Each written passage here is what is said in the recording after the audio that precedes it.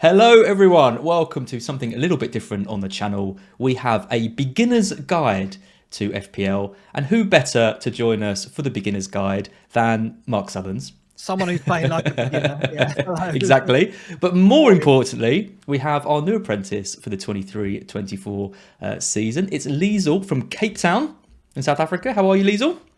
Hi, good and you? Yeah, we're good. We're good. We're really looking forward to this. We've had a team in from you early doors, and we're going to be talking through some of the real basics of the game. We're going to go through the rules and then some of the more advanced kind of bits. And I love the way you've recorded this at exactly deadline time.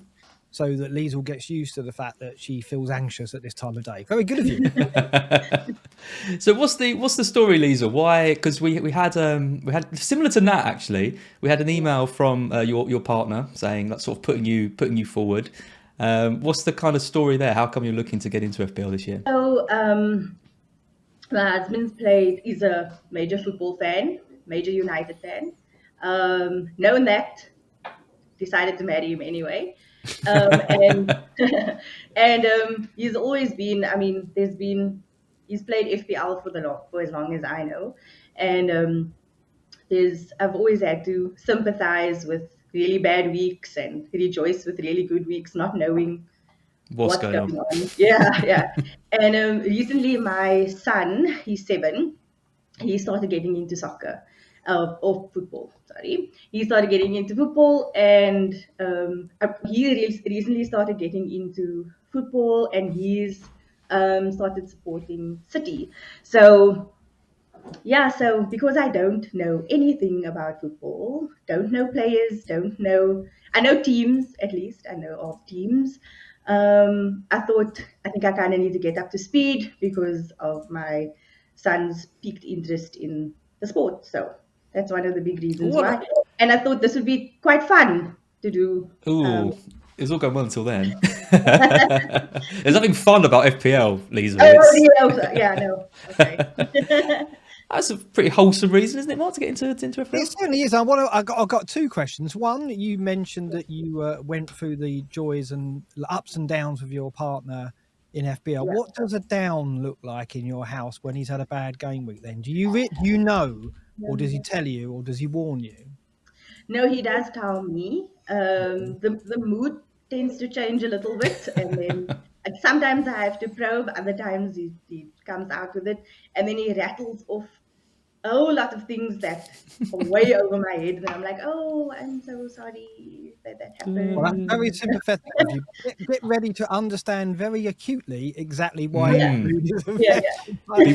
Be ready to share in the said pain of that.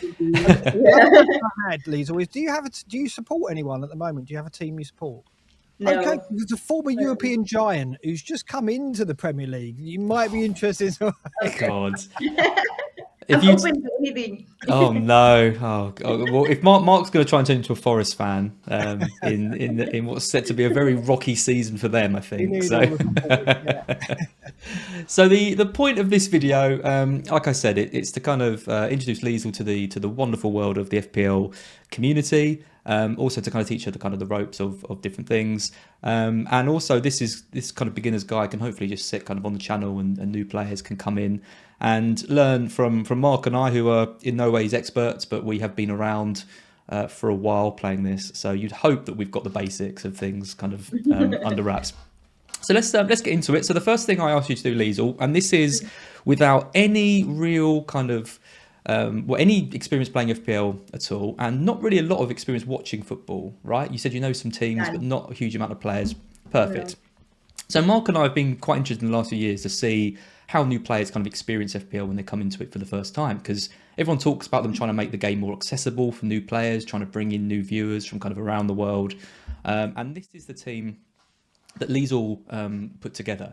Now, I was saying before we started, I don't think a few years ago a lot of new players would have been able to make a team, or at least would really have struggled to be able to do it. So podcast listeners, the team Liezl put together is Edison in goal, Shaw, Van Dijk, Gabriel and Stones, Saka, Fernandes, Eriksson, McAllister, Solanke and Haaland up top, and a bench of Pope, Young, Gross and Ings. Now, I don't think this is a bad team. at all. And the first thing that struck me with it was that 10 of the first 11 players are playing for kind of top sides, which I think is the difference between maybe a few years ago. What was the thought process going into this, Liezl? Or was there a thought process? A little bit. So I did have I think there's like a log where you can see who ended first, second, third. So I had that open, Mm-hmm. and I thought, okay, try and get players from the top teams.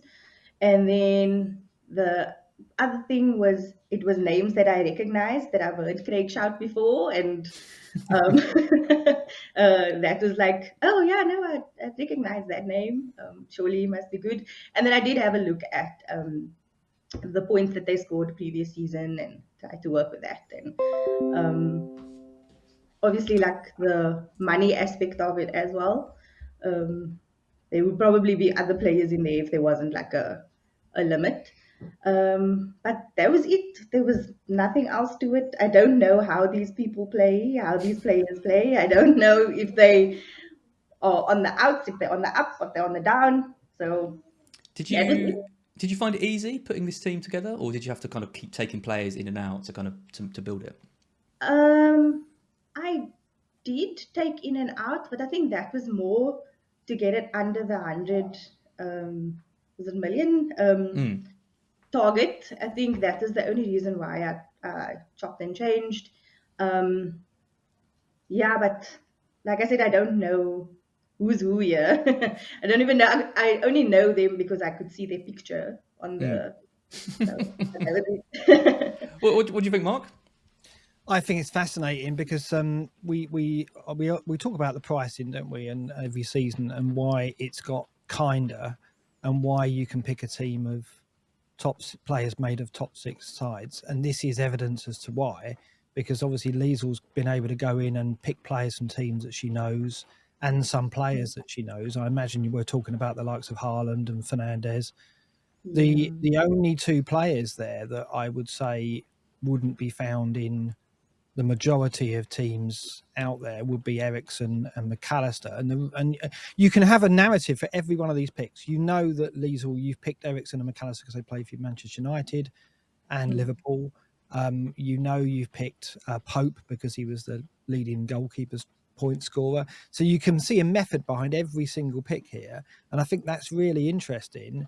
And also, if I was working from the Premier League again, I'd look at that and go, job done. We've done our job really well because some new player has gone in and been able to pick a decent side just by picking names and using teams that they know. Absolutely. And so, yeah, while experienced players kind of push back on the fact that it's got a bit easy to pick an initial team and everyone has similar teams, this is evidence that it's very effective.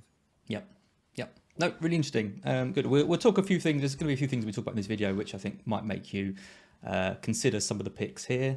Your bench, maybe someone like Ericsson, potentially. But yeah, like Mark said, generally speaking, you could probably go into the season with this team, maybe with a couple of changes, and probably expect to do quite well at the start. Okay, so what we're going to do now is we're just going to go through the kind of the basics, so the real basics. And when I say the real basics, I mean the real basics. I've got the rules up from the Fantasy Football website, and we're just going to go through things. So let's start right from the top. So selecting your initial squad, you've obviously already done this. But you said to me before you hadn't read the rules for this, so you might not know all of this.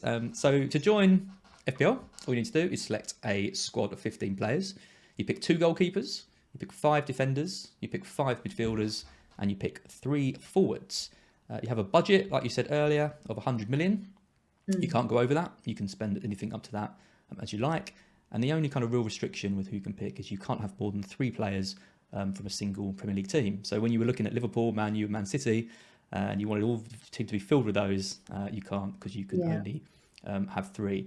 There is a few kind of things around this. Obviously, you have the bench as well. So you have 11 players who earn you points each week, and we'll talk about how that's kind of scored in a second. Then on your bench, you have 4 players who will only come in if one of your players in your first 11 doesn't play. So when you're picking your team, essentially what a lot of people do is they pick a big squad, right? And that's what you've done. You've got a bench with quite expensive players on it, but not all those players are going to be able to score you points because unless you're kind of chopping and changing them around they're just going to score points on your bench, and that won't contribute to your overall score. Anything to add, Mark?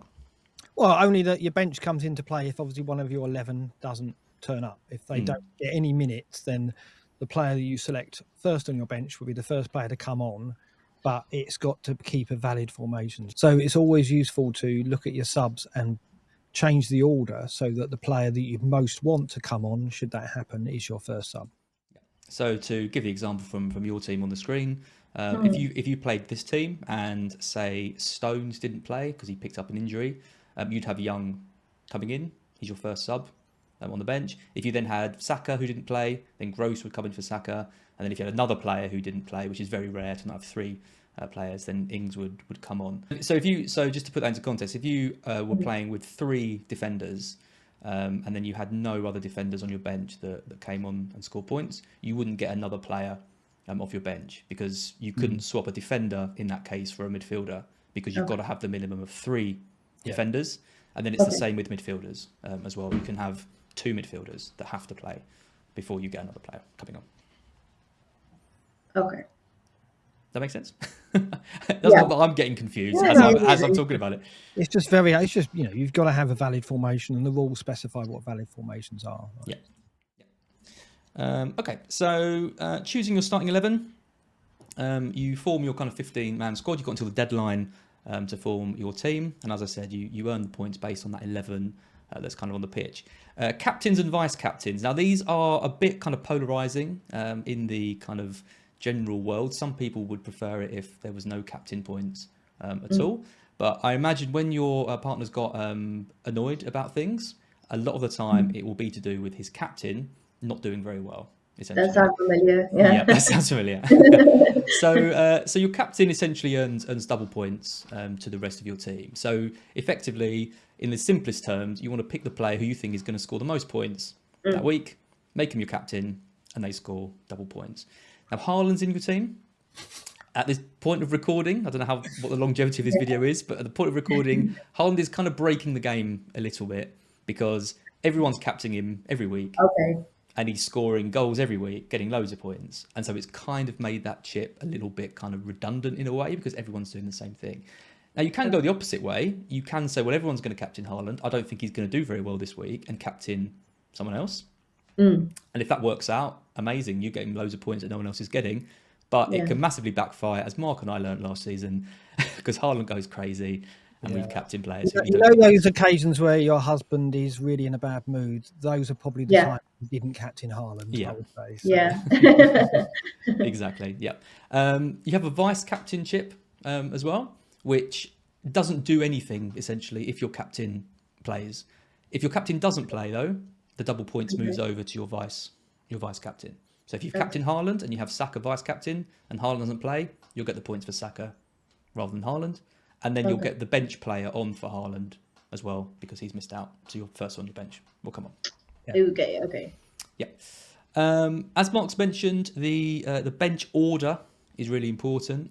So you want to make sure that you've kind of got the player who you think's most likely to get points from your bench number one. Doesn't always work out like that, but you've got to imagine that's the player that's going to come on if someone misses out. And it's always important every week to make sure that bench is set up correctly, because you never know when a player is going to pick up an injury or a sickness bug or something. So making sure your bench order is kind of really important. Your goalkeeper obviously only comes on if your goalkeeper misses out in that kind of sense. So that's managing team. Anything else we need to discuss there, Mark? No, I think that's good. Good. Cool. Can I just ask a quick question? Of course you can. Does the bench person only come in if they don't play at all? So not if they're like taken off during. Exactly. Yeah. So if you have a defender who plays, you could have a player who comes on for kind of 1 minute on your first 11, and if that happens, you don't get the bench player. So another reason you might have seen your husband getting annoyed is because he's got a player on his bench who's got 10 points, say, and one of his players missing out from his first 11, and all he needs is for that player not to come on, because then he'll get his bench points, and then that player comes on in the last few minutes of the game and gets 1 point, and he misses out on and that happens more regularly than you would think. it I've would happen. definitely heard that rant before, yeah.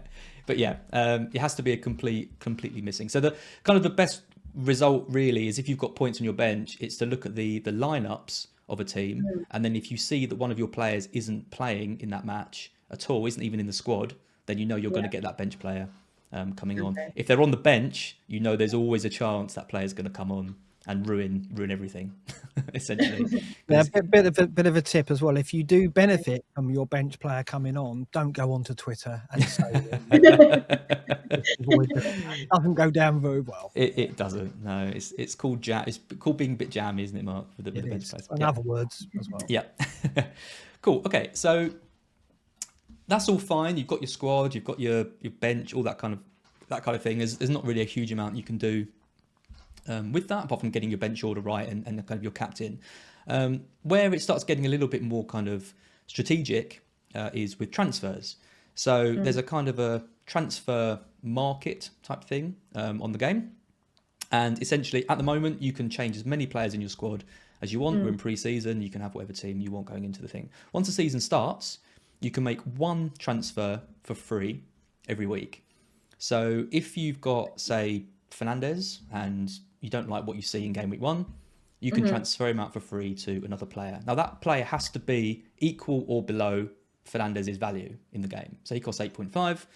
You can move down to a 6.5. You can get another player for 8.5 or whatever. But say you wanted a player that was 10 million, you would have to sell another player as well to increase your value and get to that 10 million value mark. But as soon as you make more than one transfer, you take what's called a 4-point hit, and 4 points comes off your total score. Oh, sure. Yeah. So it's again, this is another thing that kind of separates the community a little bit. Some people think it's really worth taking hits, lots of hits to get the team that you want each week, and 4 points is worth it to build a better team that's going to go on for weeks. Other people, and normally I'd say the most successful players, limit the amount of hits that they take. They try and play a patient game. They stick with the players that they think are going to do well, and don't panic as much as Mark and I do into taking lots of hits around things. But there are people who make lots of change to their team every week and still do very well. So it's about kind of finding the style that kind of works for you. Okay. Anything to add on transfers, Mark? No, I think that's good. We're going to get to player prices, aren't we, in a bit more detail, so we don't have to go into that yet. Cool. The one other thing to mention though is saving your kind of free transfer is also something that's quite useful. So say you look at your team in game week 2, the second week of the season, and you think, you know what, I look fine this week. All my players did well in the week before. I'm not even going to make a transfer. It's called banking the transfer. You save it, and then the next week you can make 2 free transfers going forward. So that can be quite a powerful thing if you want to change multiple players in your team without taking a points hit.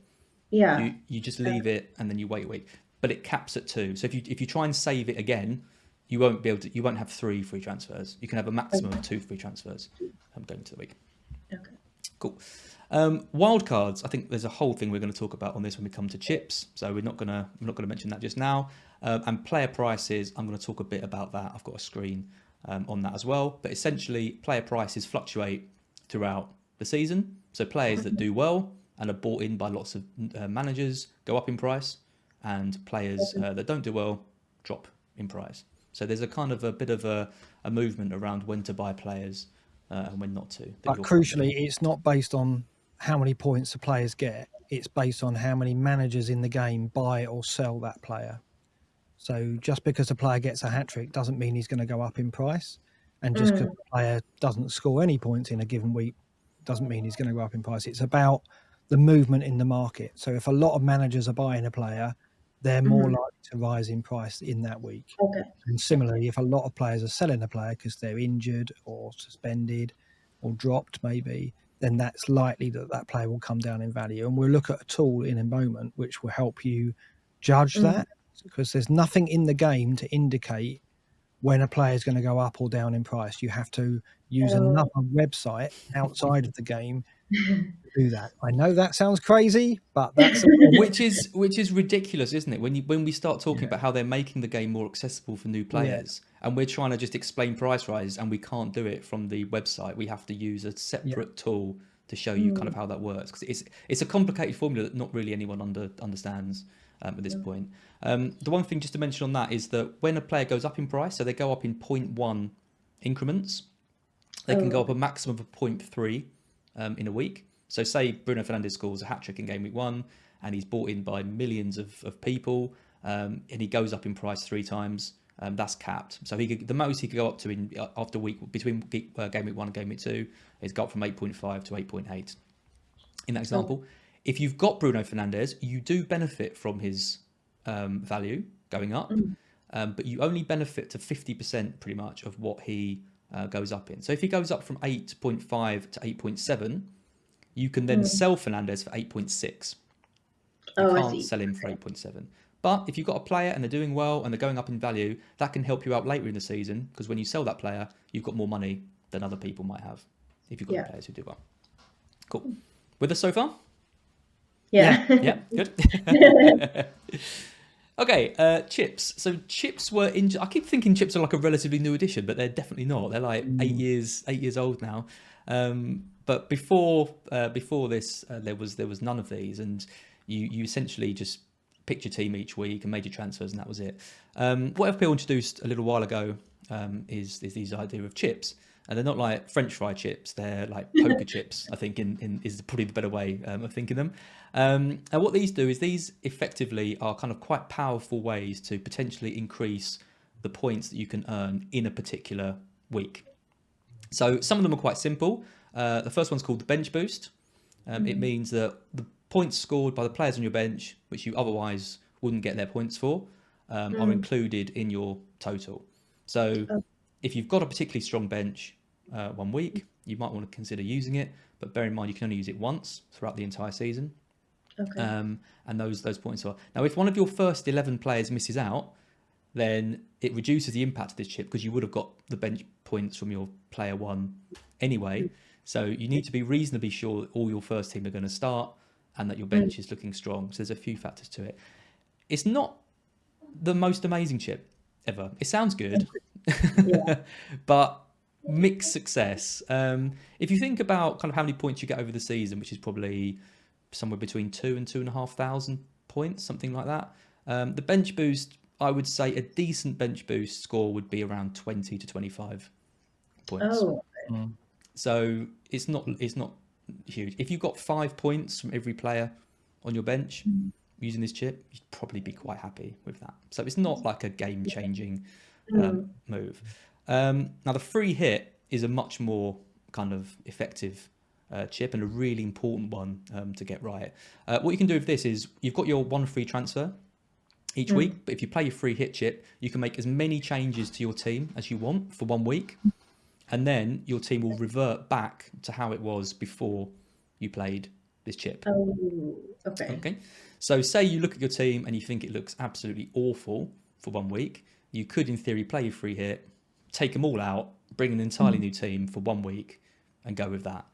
There's a few risks associated with it. One, you could bring in players who do worse than the players that you take out, which has happened. So it's a chip that could actually leave you with less points than when you played it. It's the only one in which you could effectively that it could do that.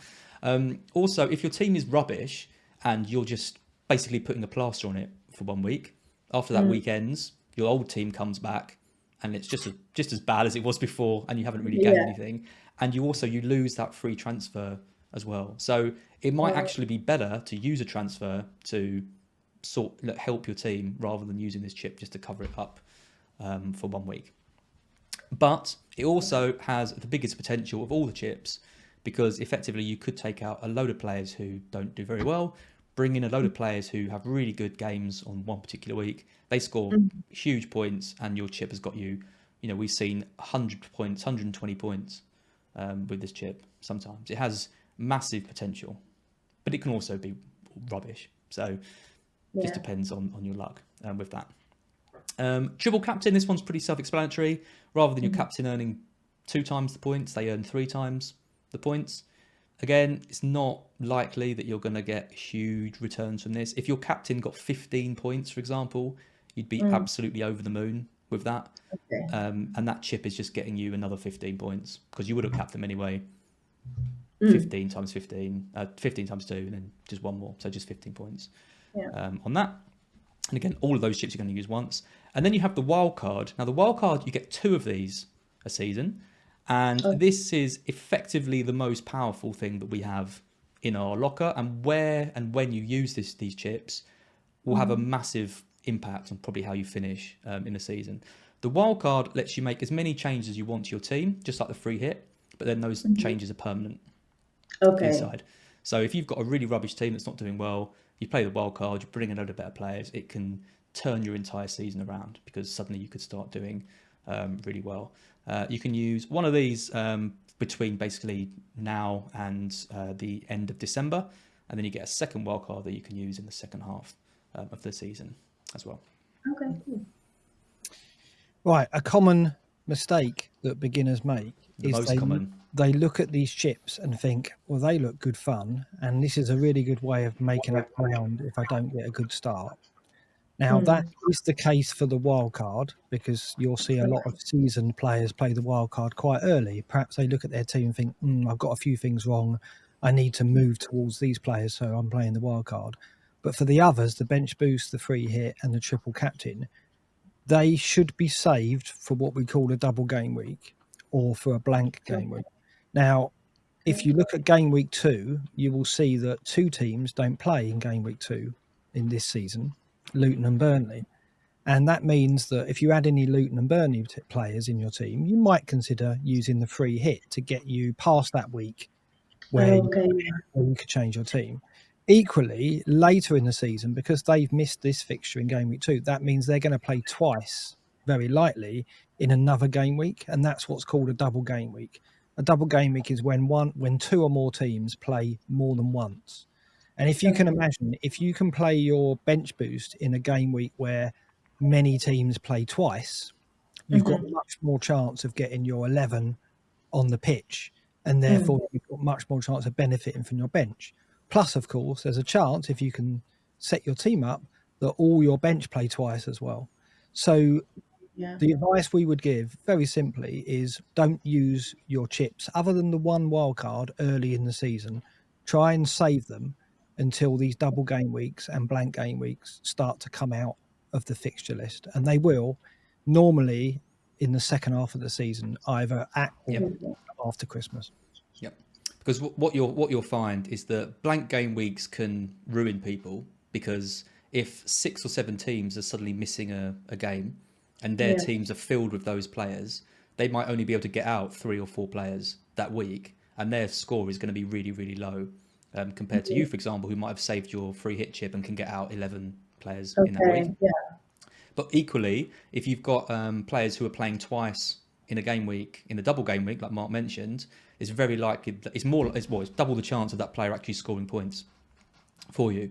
So the biggest scoring weeks of the season are pretty much always in double game weeks when there's lots of teams playing. Because if you imagine Haaland with 2 games, if he's got nice 2 games against Forest, and Burnley, for example, you'd expect him to do well in both games and get loads of points. Sorry, Burnley.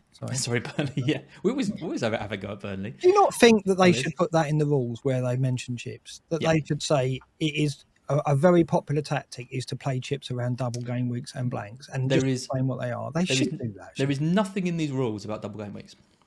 Yeah, and blanks, which are absolutely key parts of the game that you need to be aware of. And like Mark said, I think in at a time when they're trying to encourage new players to play the game, well, if you come into this game and you use all 3 of your chips in the first 3 weeks, and then you realise, I shouldn't have done that, you're going to quit. Too late. You've done it. They've all gone. You can't get them back again, and you quit, and they lose you. So, again, very important. Deadlines. Mark's already mentioned 11 a.m. That's going to be probably your least favourite time of the week. Typically on Saturdays. Well, this is UK time. You're an hour behind, right? So it'll be 10 o'clock. We're hour ahead. Oh, hour ahead. Okay, so it's 12 o'clock. Well, bang on lunchtime then. Amazing. So essentially, you've got to lock in everything, get your transfer in, get your captain sorted, get your bench before that 12 o'clock. I'm going to call it UK time just for clarity. So 11 o'clock UK Yeah, time. which is 90 minutes before the deadline.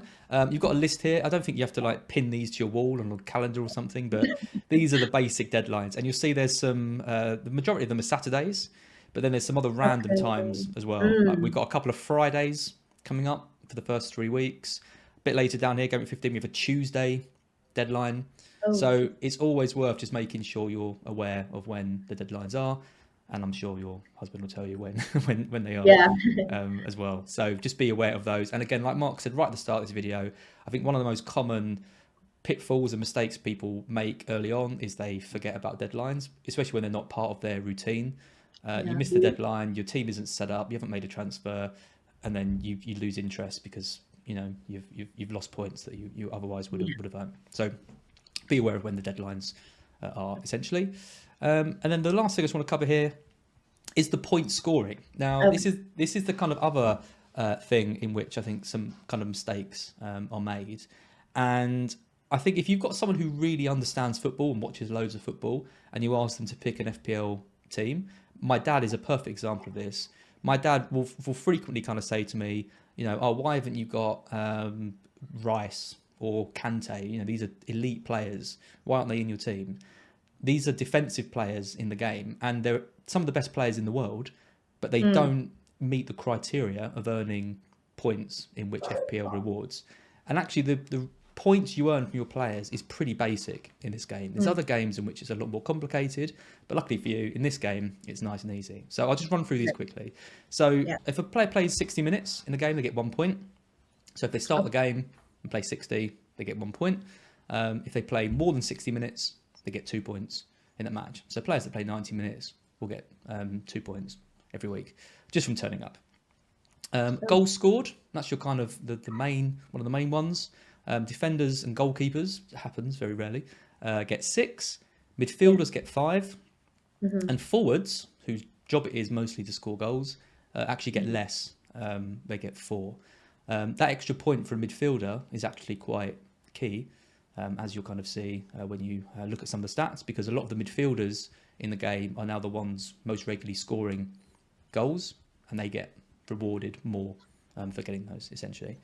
Assists, a bit of a contentious area of the game, as Mark well knows, as he used to award these or not award them to people's dismay or delight. Essentially, when a player sets up a goal, so when they make a pass that leads to a goal, they take a corner that a defender heads in or something like that, they get 3 points, and that's consistent across all 3 positions.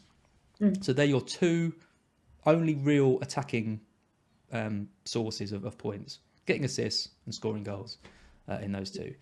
Then there's a few other ones. So midfielders get an extra point if the team keeps a clean sheet. So if they don't concede when they're on the pitch, they need to play 60 minutes to get that, just the same as defenders. Defenders get 4 points for a clean sheet as well. Goalkeepers earn points through saves. Now, they don't get kind of richly rewarded for these. They earn 1 point for every 3 saves they make. I'd say 3 saves is probably about average, 2 to 3 saves a match. If a goalkeeper makes 6 saves, 9 saves, that's quite rare. They've normally had a pretty good and busy game. Or they're normally playing for Nottingham Forest. Or they're playing for Nottingham Forest, exactly. And because, goalkeepers only really earn the points from these saves and the clean sheet, that position is normally an area in which people spend a lot less of their budget. Yeah. Because there's less potential for points kind of in that position.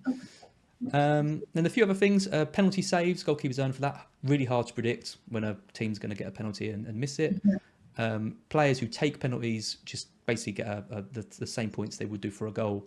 If they score the penalty, if they miss it, they actually get -2, which is big, because if you think about Salah, for example, taking a penalty, he'd get 5 if he scored it, but he gets -2 if he misses it. So that's a 7-point swing, essentially, from missing the penalty. So again, this might be an area in which your husband has been very miffed in the past if his player, particularly your captain, ends up missing a penalty, which I think we've all been there for that. Yellow cards -1, red cards -3, and own goals penalised with -2. And then you have the bonus point system, which is a whole other thing in the game. And they write here, Mark, and I think, again, this is a little bit misleading. Bonus points for the best players in a match. Thoughts on that?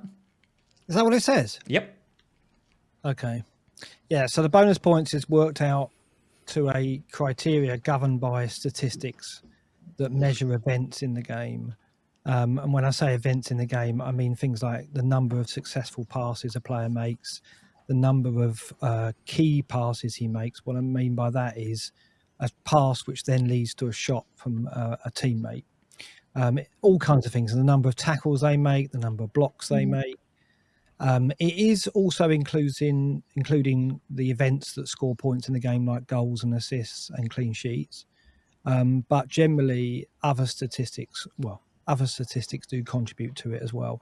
So over playing the game for a while, you will become familiar with the types of players that are more likely to get bonus points. Obviously, players who get assists and goals are much more likely to get bonus points. And often it's as simple as Haaland scored and he gets 3 bonus points.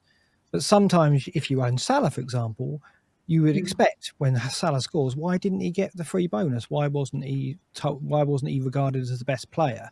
And that might be because Salah has lost the ball lots of times or misplaced passes. They're kind of things that Salah could do and often does. And as a result of that, his BPS, which is the kind of like meta score, which governs whether they get bonus points, could be low. And therefore, Salah, although he's got you a goal, didn't get you any bonus. Yeah. The reason why I say that it's maybe a bit misleading with the term is because it doesn't matter if they're the best player in a match. No. You could have the best player in a game getting no bonus points on FPL because it's not governed by anyone saying he's the best. It used to be. It used to be a man in the stands sort of saying, yeah, he played well, we're going to give him the bonus. Now, because it's all done with statistics and like Mark mentioned, quite a complex series of actions in the game, often the best player on the pitch cannot be rewarded because they've done other things which negatively impact that score. But the bonus points range from 1 to 3. So the players, a player will always be awarded 3 bonus points as being the best player from this stats metric, and other players will be awarded 2 and 1 as well. So if you pick players who score goals and get loads of bonus points, it's an extra way for them to get points, and it'll probably help you with your team. Yep. Nice. Okay, so that's the basics. How is that so far? I'm going to guess all good until bonus points. Yeah. The bonus points, I think I have a couple of questions. I do. So is it for the player for that particular match? So if you have 2 different players in your team that was both the best players of those matches, do you get bonus points for each of them? Exactly, yeah. So every game has, so every match that's being played will have, from both teams, they get combined, all of these numbers basically, all the players earn points on this kind of scale. And then in each match, one player will definitely receive 3 bonus points, and then it kind of trickles down. So players can be tied on the same BPS score, and then they would both get awarded 3 bonus points if they were at the top. And then the player who earns the second most on these would get 2 points, and then the third one would get 1 point, essentially. So that would happen in every match that you play. Cool. Yeah, you know when you've become a hardcore player is when you're watching a match and with 5 minutes to go, one of your players gets a yellow card, and not only do you lose a point for the yellow card, you'd also then at that point you go into the app and see whether that meant they dropped out of the bonus points, because if you get a yellow card, as you see there, it's -3 BPS. So you could be watching a match and your player in the match is about to get 1, 2 or 3 bonus points. They get a yellow card in the match and suddenly they drop, their BPS total drops, and then they're not getting any bonus points. So one key thing, as I say, is when you start watching matches and watching for events for your players, like a booking or a foul, that's when you know you've understood and you've kind of got the Okay. So I would say 75 to 80% of people that play FPL wouldn't know a lot of this criteria. 90% pass completion gets 6 on this metric. Scoring the goal that wins the match gets 3. I mean, okay, that maybe people know that, but successful dribbles getting rewarded with 1. Every 2 clearances, every 3 recoveries. This is what I mean. This is very kind of in depth, and these aren't points that you score for your team. They're just points that go into this BPS kind of criteria. But again, I think a lot of people wouldn't know what makes this up. But you learn which players do well in it, and then you pick those essentially. So again, yeah, it's interesting. I find it interesting. That's the kind of the biggest that's the biggest bit of confusion so far. Yeah. It is confusing. Like even trying to explain it is. Well, it's just about what is this BPS, and do I not get points for BPS? Well, exactly. I know. Yeah. No, it's tricky. Right. Okay. So we're going to move over to some slightly more advanced stuff as we go. Probably not as confusing as the BPS actually. So fixture ticker. So these are kind of some of the things which you can use to help you pick players who are going to score points going forward. Because it's interesting that you talk about, you know, your kind of experience or lack of experience with watching football and with FPL. It's hard to know who's going to score points, right? Because you can look at last year's points and say, oh, they did really well last year, so maybe they're going to carry on this year, but that's often not the case. The biggest skill in FPL is identifying which players are going to score points kind of in the future, rather than just looking back and seeing the points they've scored. So there's a few different ways which we can do that, and I'm hoping you kind of get more and more into this kind of as the season goes. So the first thing, and probably the most important thing, is looking at which players are playing which teams. Because if a team is playing a weaker opponent, so if Man City are playing Nottingham Forest, keep using them as you knew that was coming, you would expect Man City to win that game pretty comfortably. And you would expect Haaland to be a major benefactor of that, because he's the talisman and the player. If Man City are playing Arsenal, for example, who are doing really well, it could be the case that Man City score quite a few goals against them because they're capable of doing that against anyone. But Arsenal are a better team, and you'd expect there to be fewer goals scored by Haaland in that match. Now, what you've got is plenty of these tools around, and obviously we're partnered with Fantasy Football Scout, so we use kind of their tools. But you can see here, this is the first 8 weeks of all the teams in the league and who they're playing against. If the team's blue or green or like a light green, I think it's on the FPL on FPL, it means it's a better fixture, essentially. And if it's red, it means it's a difficult team. So actually, in the first 8 weeks, Chelsea and Arsenal have, according to this metric, the easiest run of games right up to game week 8. And if you look at Chelsea's fixtures, okay, it's Liverpool first game, that's really tough. Then it's West Ham, Luton, Forest, Bournemouth, Villa, that's quite tough, but then Fulham and Burnley. This is essentially 5 or 6 teams who are likely to be right down the bottom of the table come the end of the season. So actually investing in Chelsea quite early might be quite a good tactic. And the same with Arsenal. Arsenal, one of the best teams in the league, and they've got, you know, Nottingham Forest, Crystal Palace, Fulham, Everton, Bournemouth. Again, some really, really like nice fixtures in those. On the flip side, you look at some of the teams down the bottom, looking at like Burnley, who have just been promoted. They're right down the bottom on this list. Nottingham Forest as well. It's a really tough start to the season for them. Sheffield United, Wolves. These are teams that you might want to avoid quite early on because they've got tough fixtures. Okay. Anything to add on that, Mark? Yeah, no, it's similar. And you know, obviously what you got to look out for here is blanks and double game weeks. And we mentioned there that Luton you see in game week 2 and Burnley in game week 2, they were due to play each other. The ticker helps you understand where they are, and you can predict them and see them coming when you use one of these tools. So it's very useful. Yep. Very useful tool. Don't know who invented it, but it was genius. He's being modest. Is Oh. that being modest? Yeah, Mark was a key name in setting this up originally. So what this means is when you're planning transfers, when you're looking at which players to bring in, when you're building a squad, you want to always consult with the fixture ticker as your number one thing. Has this player got good games coming up where I think he's going to score points? If they're going into a run of games, I'm trying to find an example on here, or West Ham, for example, game week 5 and game week 6, they're playing Man City and Liverpool.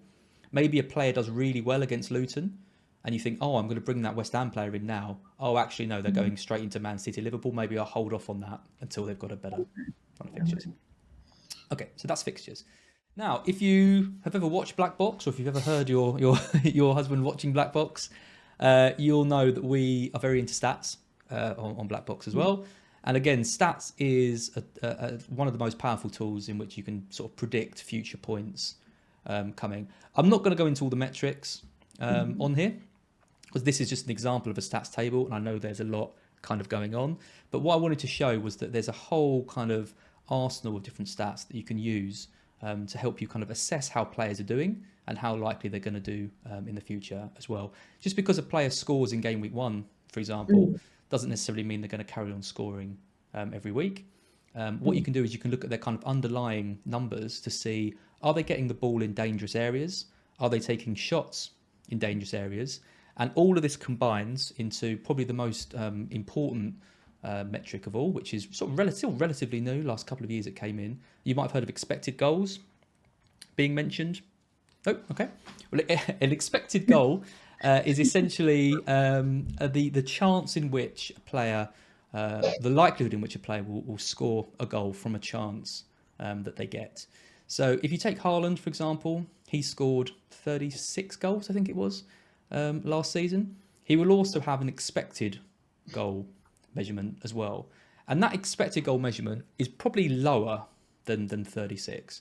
It's taking the average of like all the different data, all the different players that have taken shots in a similar kind of position, and it creates an average of the likelihood in which they will score it. And that can range from 0, as in 0% chance they'll score it, to 1, which is 100% chance they'll score in that same position.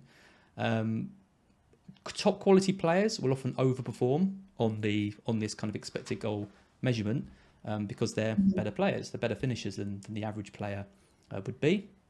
Other players can underperform on that metric and have really good kind of underlying XG numbers, but then not score as many points. And the trick is finding players who have good underlying stats, they have good expected goal involvement data, which includes goals and assists, and trying to work out, well, if those statistics turn into points and goals, then you're going to benefit from them. And I think that's probably one of the biggest skills. And I think particularly for you as someone who hasn't really watched a lot of football in the past and might not really know what to be looking for on the pitch, I think stats is going to be your best weapon because it's a completely unbiased, you look at the stats, it is what it is, and you'll be able to see which players are doing well on these stats, and then you'll be able to pick them in your team. So obviously players who have lots of shots will have high XG, but players who have lots of shots and also those shots are close to the goal will have the very highest XG. So you'll find that Haaland has very high XG because he takes lots of shots near the goal, whereas someone like Fernandes, he might have lots of shots, but his XG will be quite low because lots of those shots will be from outside the box. They'll be from a long distance.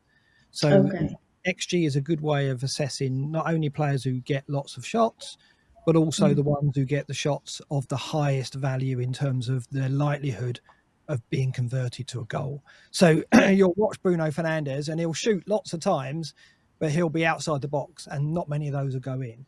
So it's not always the case that you pick players who get many, many shots. It's the quality of those shots that matter. And that's what XG gives you. Yep.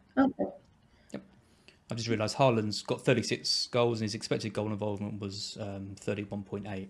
So that's including assists as well. So he was way above what you would expect a kind of an average player to get, given the chances that he had. So just another showing that he's an elite player. And Salah as well is way ahead of his 27. I think he got 32 goal involvement, something like that, and 27 expected.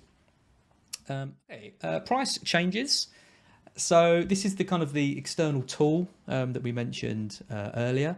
So FPL doesn't give you any indication of when a player is going to go up and down in price. You could often kind of predict it, particularly early on in the season. Say you have a player who scores a big haul in game week 1, and you know that, okay, there's going to be 1 million people that buy him. His value is going to go up quite quickly. What this site gives you, FPL Statistics, and there's other sites you can use that kind of do a similar job of this, is it gives you a kind of a prediction of when that player is going to increase in price. So you see the players like on the left, their position and everything like that, and then the target, essentially when that reaches 100 or more, this algorithm is predicting that that player is going to go up in price. And it does that by kind of tracking the amount of people that are buying and selling that player throughout the week. Now this is important because say you want to buy a player and you've got the exact money to be able to move from one player to another, If you wait too long and that player goes up in price, you will miss out on being able to get that player that week. Okay. So one of the most important strategies in FPL is this idea of wanting to be patient, waiting till the end of the week, getting all the information you can about any injuries or anything to do with the team at all, but also having to move quite quickly to potentially not miss out on players that you might want.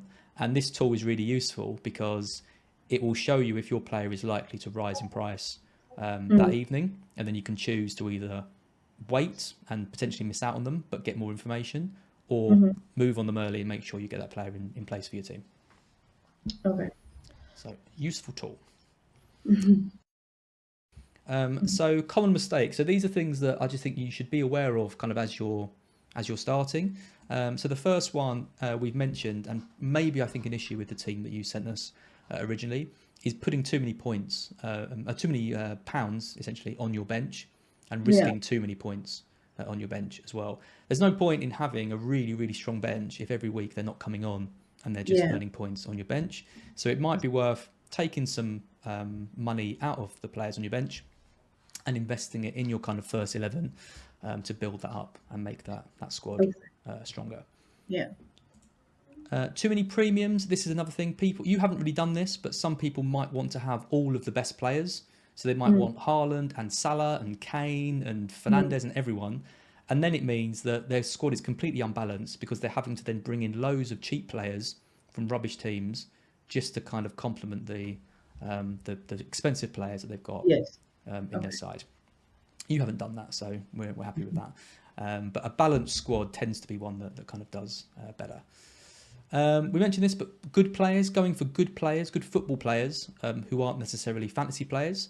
So having a really good understanding of the ways in which the players score points, the goals, the assists, and all the bonus stuff that Mark talked about, they're going to be your main players.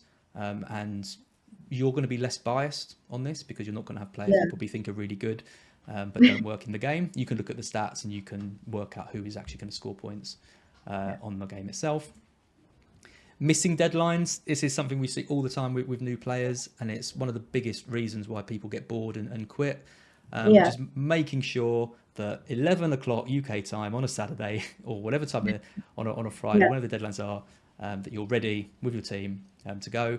And a good strategy of this is actually to kind of set up all you can quite early in the week. So get your bench sorted, get your captain sorted, just in case you do miss it. At least you've got those kind of things in place. And finally, chasing last week's points. We're all guilty of this, even players that have played this game for years and years and years. A player does really well in the week. Everyone owns him. You haven't got him. What do? Do you get him in straight away? Do you panic because you think, oh no, I haven't got any points and everyone's doing really well? Best thing to do is, like we said, look at the fixtures, look at the stats, see if that's a one-off, and then go from there. Any top tips, Mark, for Liezl? Apart from the chips, the other thing is playing chips too early, I think, is a common mistake. We talked about that. So I think if you try and have these in mind, it'll put you in good stead. But many of these you haven't done already. So, you know about deadlines. You haven't picked good players. You've picked good fantasy players so far. You've got Ericsson and McAllister, who probably do fall into that bracket. They're not great fantasy players. They are good players. So of your team that you showed earlier, those two you probably want to look at and go, can I do more with the money that those two take up in terms of getting better fantasy players than getting those two players? Depends. McAllister could be on penalties, but I don't think that's going to be the case. But chasing last week's point is really hard not to do. So if there was a player that you wanted to get and you didn't get them, and then they go and get a hat trick, the nagging concern will be, do I need to get them now, or are those points going to happen again? Have I missed their best score already and it's not no point? So it's really hard to resist that. So try and, as says, look at their fixtures and don't, as we call it, knee jerk. Don't make a reaction in the emotion of the moment. Making transfers when they've just scored the points, whether it be on a Saturday evening or a Monday night, you might watch a match and go, oh my God, I've got to get that player, and you'll be caught in the emotion of it. Whereas it's always best, if you can, to wait a day or two and think about it. depending on whether the prices are going to be a factor in that. So and again, that's the patience and waiting to get as much information as you can, or moving early to kind of get the price. Yeah. And then the final thing is you have kind of joined the Twitter community. Again, I don't think you really know what you're getting into signing up to this, but people can follow your kind of journey this season at LIEMARJOS, Limarjos, on Twitter. And what I did was just ask kind of what are the kind of fundamentals that kind of experienced players that kind of in the community have for someone to play kind of the first time. I've got some really, really good kind of responses to this. So Joe, who Mark and I know well from our scout days, he's one of the most kind of consistent FPL managers around. Get nailed on good players from good teams with good fixtures, but be prepared to be wrong and transfer them out quickly for better players, hopefully without using hits. So a few things here. Players that play regularly, they're the ones to get particularly kind of early in the season. Good players, the good fantasy picks for good teams like you've done with Man City, Liverpool, Manchester United and Arsenal. Good fixtures, as we mentioned. And then this kind of idea of there's a patience, but there's also, if a player is clearly not going to do well, holding on to them because of a sense of sentimentality can often burn you, and has done many times with me with some of my, because you get what you'll find with FPL is you get quite attached to players, and then you really want to keep those players because they've done well for you in the past, and then even when they're not doing well, you end up holding on to them for ages. So you've got to sometimes be a bit ruthless. Natalie, who was my apprentice the year before last, and is kind of who you're kind of trying to emulate this season. She again says fundamentals are things like fixture difficulty, the stats, player from basis performance in pre-season, so looking at kind of pre-season results, and videos of experts like you. I don't know. I don't think she's referring to us, Mark, but it could be as well. And then she mentions things like ownership. And home and away performances as well, which is something you might notice as you get more into the stats. Some players perform better at home compared to being away as well. Phenom, FPL Fantasy Phenom, pick your team with price points. So this is the kind of flexibility of your team that we kind of mentioned. So you can move players in and out quite easily. So your 8.5 million mids, for example, there's quite a lot of good midfielders around that price. So having the ability to move from one to the other if they're not performing is really key. And he also says, immerse yourself by finding a group of podcasts in FPL you enjoy listening to. So you can take in a large amount of data while exercising or doing housework. I mean, preferably that would be BlackBox. But, if you found another one, then we won't hold it against you. You can get a lot done while we're listening to BlackBox. You can. For 2 hours. So. Oh, God. Yeah, maybe start with like Focal, who's like 5 minutes, and build up to ours. Harry tweets, it's a marathon, not a sprint. Avoid knee-jerk decisions based on one bad game week. You see, it's kind of the same tips kind of coming up from everyone. Plan transfers using the kind of things that we mentioned. Use data. Watch matches as well. Try and build up a sense of which players look dangerous kind of on the pitch. And then an easier to say than do tip. It's just a game and it should be enjoyable. Don't take it too seriously. Well, if you work out how to do that, then you can let us know. Then 2 more. Ryan, again, first and foremost, have fun at the game. Again, I think that's hopeful. Don't burn your chips early because you'll be able to use these a bit later on when double game weeks happen. Use your gut and opportunity to figure out your play style that you would enjoy. So again, this could be looking at stats, watching games. We're hoping that you do well, but also if you want to bring in players because you like them on the pitch and you think they're fun, then do that. You can play the game in kind of however many different ways you want. And then the final one is from FPL Dat. Pick nailed on players. So pick the ones that are going to play the most minutes.